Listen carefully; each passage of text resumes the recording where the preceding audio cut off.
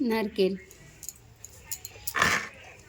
চিংড়ি মাছের মালাইকারির জন্য নারকেল কোরানো হচ্ছে।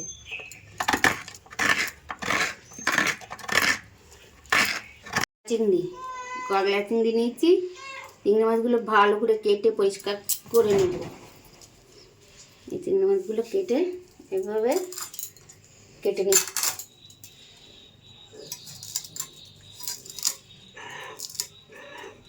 গলদা চিংড়ি নিয়েছি,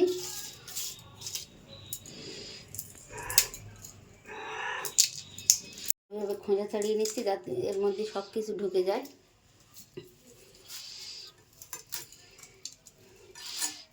রান্নাঘরে আজকে আমরা রান্না করছি চিংড়ি মাছের গলদা চিংড়ির মালাইকারি। তার জন্য আমি প্রথমে চিংড়ি মাছগুলো ভালো করে কুটে ছাড়িয়ে রেখেছি। নারকেল কুড়ে দুধ বের করে রেখেছি, আর আদা লঙ্কা পেস্ট করে রেখেছি।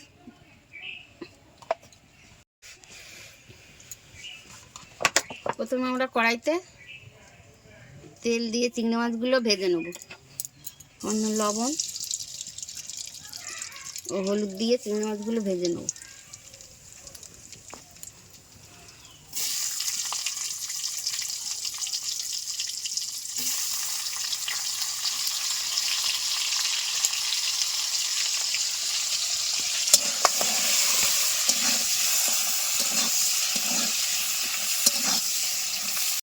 মাছগুলো আমরা ভেজে তুলে নিচ্ছি। চিংড়ি মাছ ভাজতে খুব বেশি সময় লাগবে না।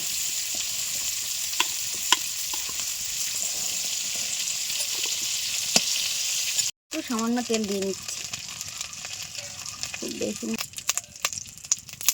শুকনো লঙ্কা ফোড়ন দিলাম,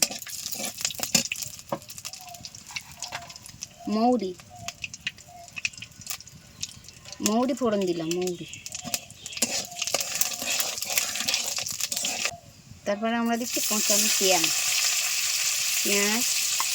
একটু লঙ্কা,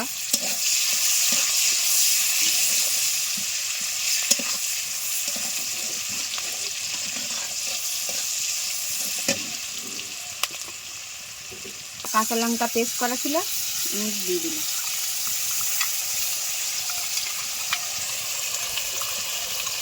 ঢুকে দেখলে আমাদের ফলো করবেন, আমাদের পাশে থাকবেন। আপনার একটা ফলো এবং সাবস্ক্রাইব করলে আমরা আমাদের নতুন নতুন রেসিপি করতে মশলা কষানোর জন্য একটু দুধ উৎসাহ পাও, যাতে মশলা পুড়ে না যায়।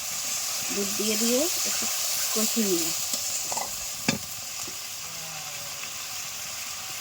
খুব বেশি হলুদ দেবো না, সামান্য হলুদ। কষানো মশলার মধ্যে চিংড়ি মাছগুলো আমরা দিয়ে দিলাম।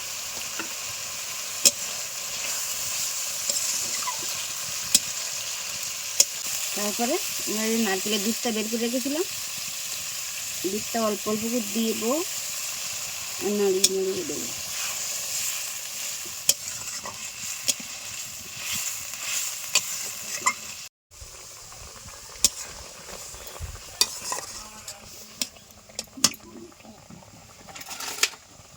নারকেলটা একদম মিষ্টি না।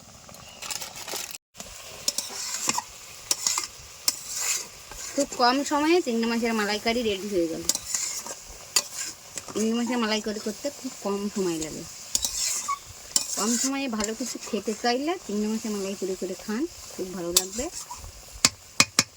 দেখো, গরম ভাতের সঙ্গে জমে যাবে একেবারে।